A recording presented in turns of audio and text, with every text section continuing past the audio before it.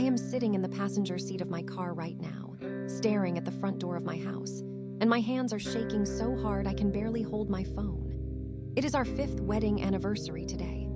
They call it the wood anniversary, which is supposed to represent deep roots and stability. But looking at the small, velvet-lined box sitting on my lap, all I see is a lie that is about to dismantle my entire life. I need to tell someone the truth before I go inside, because once I walk through that door and hand this to Sarah, there is no turning back.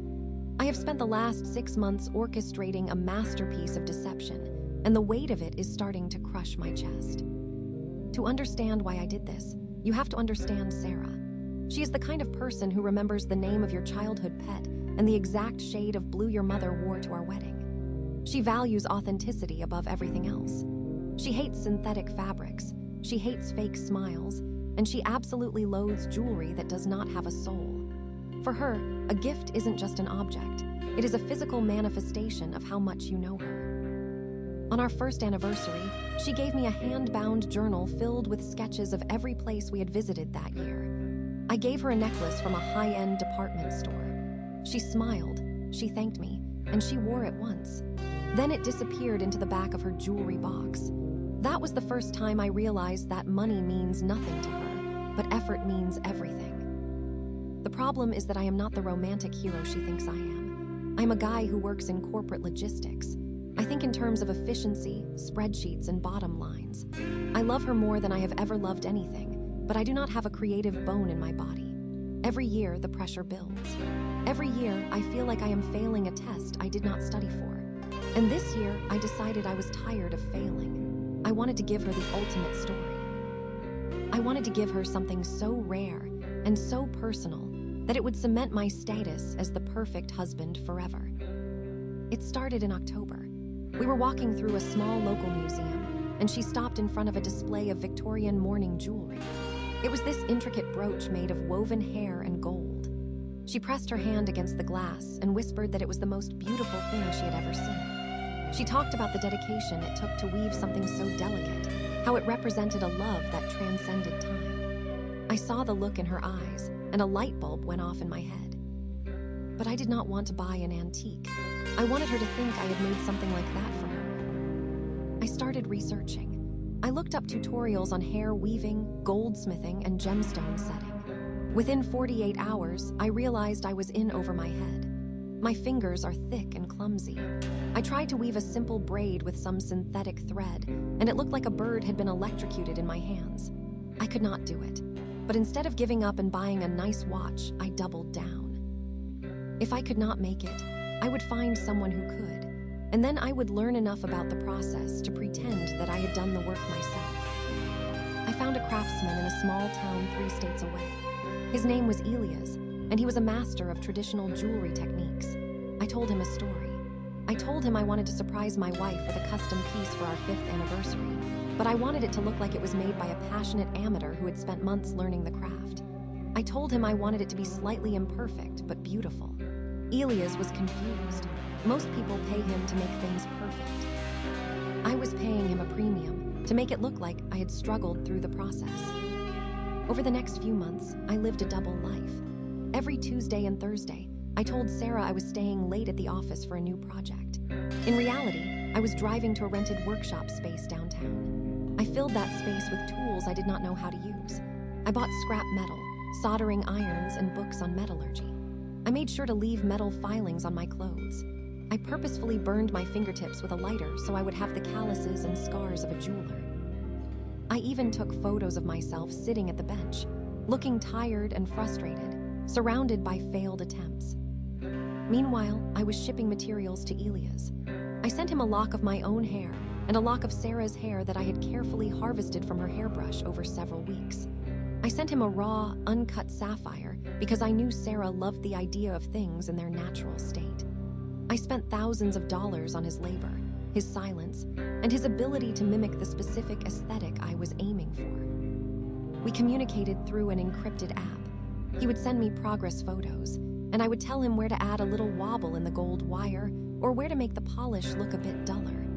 I needed it to look like the work of a man who loved his wife so much he was willing to bleed for her, even if he was not naturally gifted at the task. I was crafting a narrative, not just a necklace. In late January, Sarah started getting suspicious.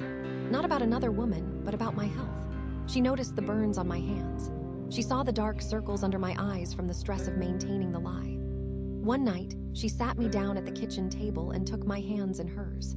She looked at the small scars on my knuckles and asked me what was going on. She told me I seemed distant, like I was hiding a secret that was eating me alive. I looked her right in the eye and told her that I was just under a lot of pressure at work. I told her I was building something for our future. It was the truth, in a twisted way. She hugged me, and I felt like the smallest, most pathetic man on earth. But I did not stop. I could not stop. The necklace arrived in the mail last week. I had it sent to a PO box I opened specifically for this project. When I opened the package, I gasped. Elias had done exactly what I asked. It was a gold pendant, the wire wrapped in a way that looked intentional but slightly rustic. Inside the gold cage, our hair was woven together in a pattern so complex it looked like a tiny, organic heartbeat. The raw sapphire was nestled at the bottom, glowing with a deep inner light. It was perfect. It was the most beautiful thing I had ever held, and I felt absolutely nothing but dread. To prepare for tonight, I have memorized an entire script. I know the names of the tools I supposedly used. I know the melting point of 14-karat gold. I can explain the difference between a bezel setting and a prong setting. I have a box of rejected prototypes that I actually bought from a hobbyist on Etsy to show her as evidence of my struggle. I have thought of every detail. I have covered every track. But yesterday, something happened that nearly broke me. Sarah was cleaning out the junk drawer in the kitchen and found a receipt for the rented workshop space. She did not open it, but she saw the name of the management company. She brought it to me with a huge smile on her face. She said she knew I was working on a surprise and that she had been so worried I was unhappy, but seeing that receipt made her realize I was just being my usual, hardworking self. She told me she loved how much I cared about my projects.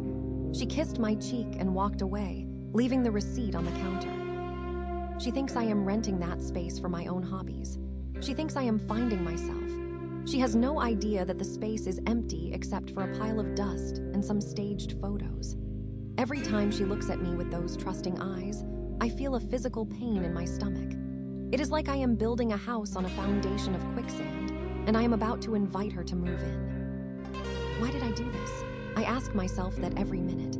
I think I did it because I am terrified that the real me isn't enough for her. The real me is boring. The real me buys gifts from catalogs. The real me doesn't know how to express the depth of my devotion in a way that resonates with her soul. I thought that by faking the effort, I was providing the emotion she deserved. But now I realize that the effort is the emotion. By outsourcing it, I have hollowed out the gift. It is a beautiful shell with a void inside. I looked in the rearview mirror just now. My face looks pale. I look like a man who is about to commit a crime. In a way, I am. I am about to steal her genuine reaction. I am about to accept her tears of joy and her praise for work I did not do. I am going to let her tell her friends and her mother about how her husband spent months learning a craft just to make her something special. This lie will become a part of our family history. It will be the story we tell our children. And it will all be based on a transaction, not an act of creation. There was a moment this morning when I almost threw the necklace into the river. I was driving over the bridge on my way to pick up the dry cleaning, and I had the box in my hand. I thought about how much easier it would be to just tell her I failed. I could tell her I tried to make something, but it was so terrible I threw it away. I could go buy a bunch of flowers and take her to her favorite restaurant and just be honest. But then I imagined the look of disappointment in her eyes. Not anger, just that soft, flickering realization that I am exactly who she thinks I am and nothing more. I couldn't handle that. I want to be the man who made this necklace. I want to be that hero. So I kept it. I drove to the dry cleaners, I picked up my suit, and I came home. And now I am sitting here. The sun is starting to set, casting long, orange shadows across the driveway. The lights inside the house are warm and inviting. I can see Sarah through the kitchen window. She is setting the table. She is wearing the dress I like, the one with the small yellow flowers. She looks happy. She is excited for our night. I have a choice to make in the next 60 seconds. I can go in there, hand her this box, and commit to this lie for the rest of my life. I will have to be careful. I will have to make sure I never forget the details of my fake process. I will have to hide the emails from Elias. I will have to live with the fact that the most meaningful object she owns is a fraud. Or I can walk in, put the box on the table, and tell her the whole truth. I can tell her about Elias, the workshop, the fake burns, and the desperation. I can tell her that I loved her so much I became a con artist just to try and impress her. If I tell her the truth, she might laugh. She might see the effort in the deception itself and find it touching in a weird, pathetic way. But she might also see it as a fundamental breach of trust. If I can lie about this, what else can I lie about? If I can fake a masterpiece, can I fake a marriage? I know how her mind works. She values the essence of a thing, and the essence of this gift is a lie. I see her look out the window. She has spotted my car. She is waving at me, her face lighting up with that beautiful, genuine smile that always makes me feel like I am the only person in the world. She is opening the front door. She is coming out onto the porch. There is no more time to think. I tuck the velvet box into my jacket pocket. I check my reflection one last time, smoothing down my hair and forcing a smile that I hope looks like the smile of a proud, tired craftsman. I step out of the car. The air is cool, and the smell of blooming jasmine is thick in the breeze. "Hey," she calls out, her voice bright and full of love. "Happy anniversary, you are home late. Did the project finally finish?" I walk toward her, my heart hammering against my ribs like a trapped bird. Every step feels like I am walking further away from the man I used to be. I reach the porch and pull her into a hug, holding her a little too tightly, a little too long. I can feel her heart beating against mine, and for a second I want to just stay there and never say a word.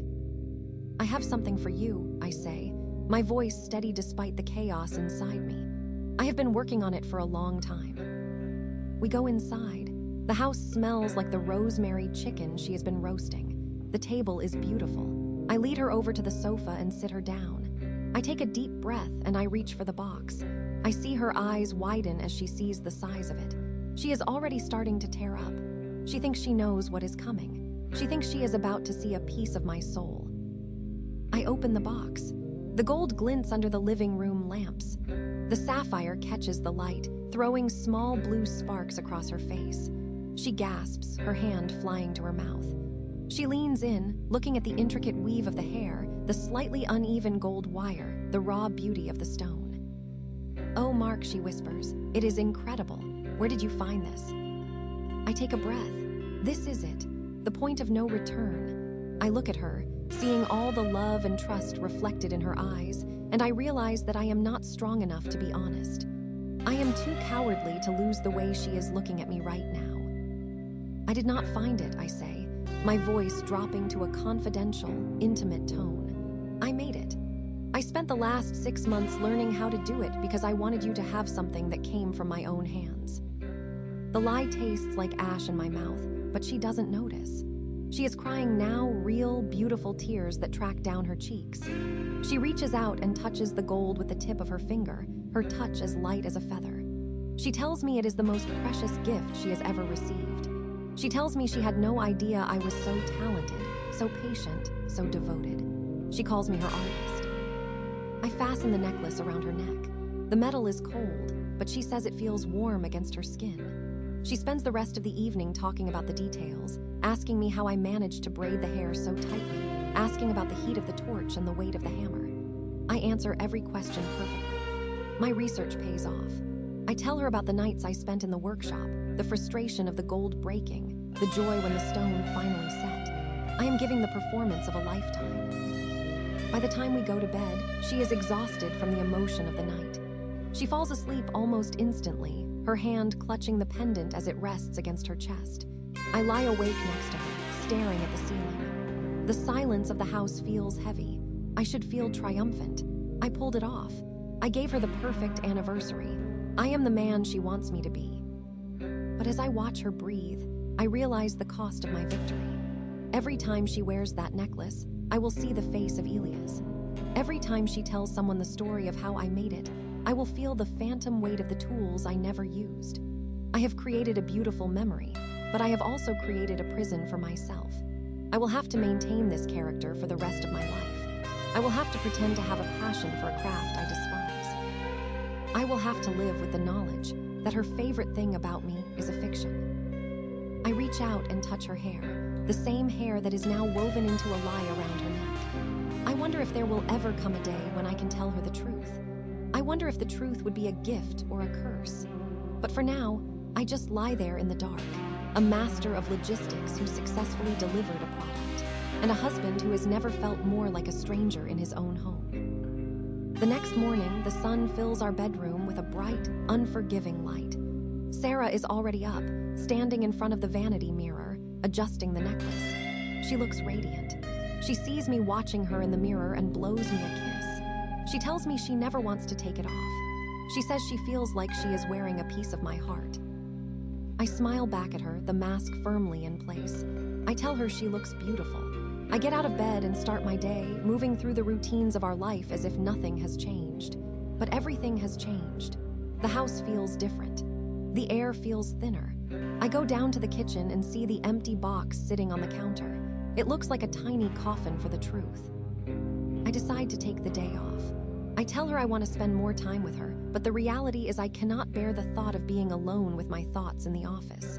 We go for a walk in the park. She holds my hand, and I notice she is constantly touching the pendant. She is showing it off to the world, even though there is no one around to see it. She is proud of me. That pride is like a physical weight on my shoulders. We run into a neighbor, Mrs. Gable, an older woman who has lived on our street for 30 years. She is a gossip, but a kind one. She notices the necklace immediately. Sarah beams and starts telling her the story. She tells her about the workshop, the months of secret labor, the dedication. Mrs. Gable looks at me with newfound respect. She tells me I am a rare breed, a modern man with an old soul. I nod and thank her, my face flushing. I wonder if I am blushing from pride or from shame. I suspect it is the latter. As the days go by, the lie begins to grow. It starts to take on a life of its own. Sarah's mother calls and wants to see photos of the process. I have to spend an hour editing the photos I took in the empty workshop, making sure the lighting looks right and that the tools are positioned naturally. I send them over, and she calls back crying, telling me how lucky her daughter is. I am becoming a legend in her family. I am the benchmark against which all other husbands will be measured. I start to feel a strange resentment toward the necklace. It is always there, glinting at me, reminding me of my inadequacy. It is a constant witness to my deception. Sometimes when Sarah is in the shower, I look at it sitting on the nightstand. It is just gold and hair and stone. It has no power other than the power I gave it. But it feels like it is mocking me. It feels like it knows. One evening, about a month after the anniversary, we are having dinner with some friends.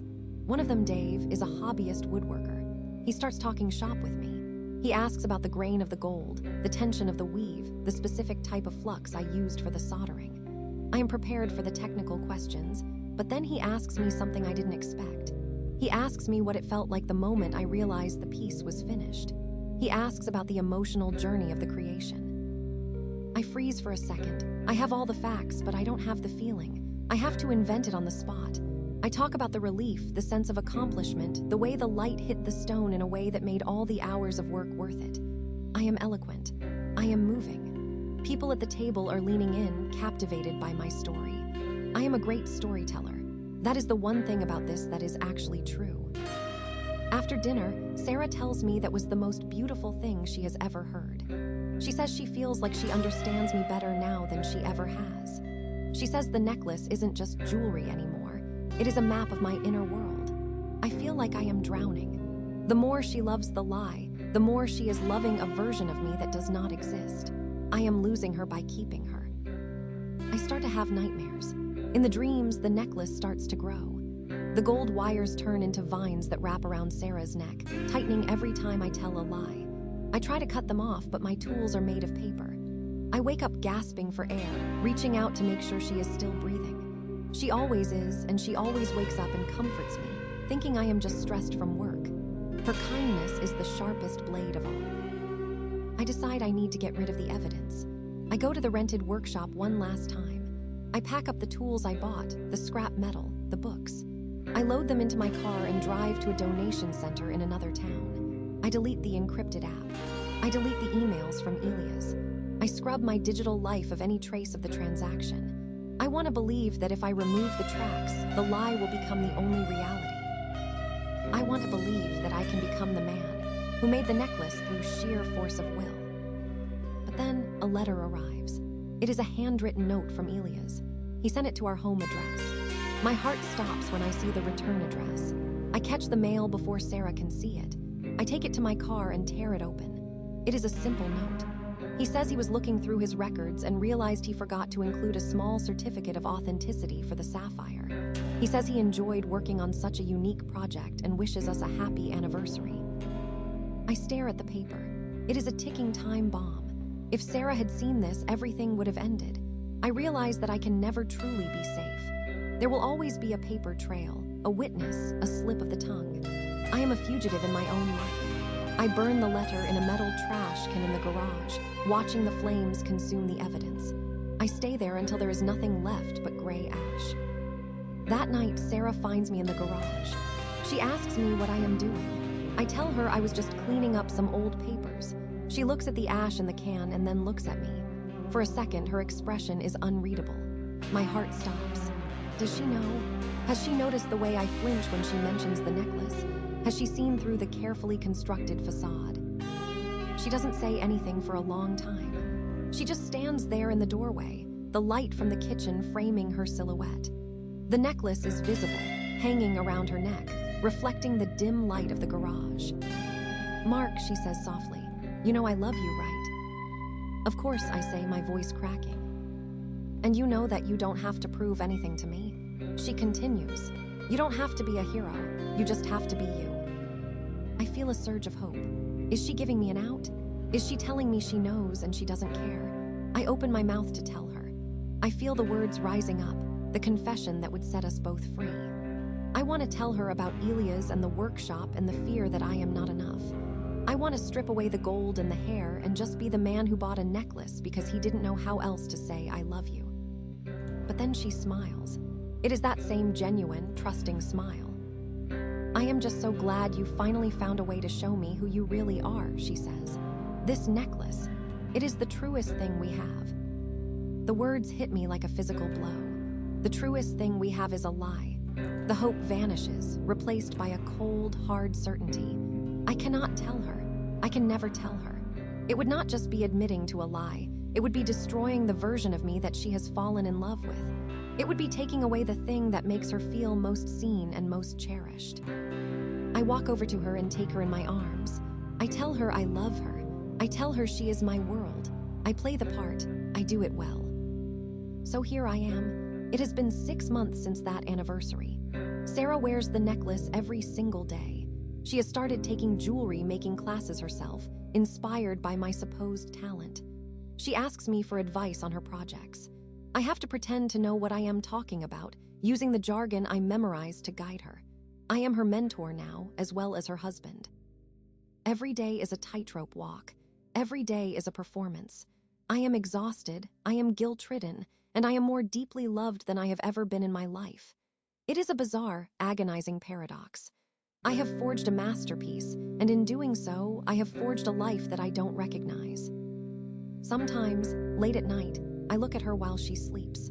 I look at the necklace resting on her collarbone. I think about the hair inside it, mine and hers, woven together by a stranger in a distant town. It is a beautiful thing. It truly is. And maybe, in a way, the lie itself is a kind of art. Maybe the effort I put into the deception is its own kind of devotion. Maybe the fact that I am willing to live in this prison just to keep her happy is the greatest gift of all. But I know that is just another lie I am telling myself. I wonder how long I can keep this up. I wonder if the weight of the gold will eventually become too much to bear. I wonder if one day I will look at her and the truth will just spill out, unbidden and destructive. But until then, I will keep smiling. I will keep answering her questions about the torch and the hammer. I will keep being the hero she thinks I am. Because the only thing more terrifying than living a lie is losing the woman who believes it. I hear her calling me from the living room. She has found a new gemstone she wants to show me. She wants to know if I think it would look good in a bezel setting. I take a deep breath, adjust my mask, and walk toward her. I have a script to follow, and the show must go on. I am the man who made the necklace. I am the man who forged an anniversary, and I am the man who is slowly disappearing inside his own creation. The light in the hallway feels too bright as I walk toward her voice. Every floorboard that creaks under my feet sounds like a warning. I see her sitting on the rug, surrounded by sketches and small bags of beads. She looks up at me with so much pride it hurts to look back. "What do you think, Master Jeweler?" she asks, laughing. I sit down beside her, pick up a small green stone, and start to explain the properties of emeralds. I use words like inclusions and clarity. I talk about the history of the cut. I am perfect. I'm exactly what she needs. And as I speak, I feel the gold necklace around her neck glowing like a brand, a permanent mark of the man I pretended to be and the man I can never truly become. We are happy. We are perfect. And we are built on a foundation of woven hair and expensive lies. This is my life now. This is the gift I forged. And God help me, I will protect it until the day I die.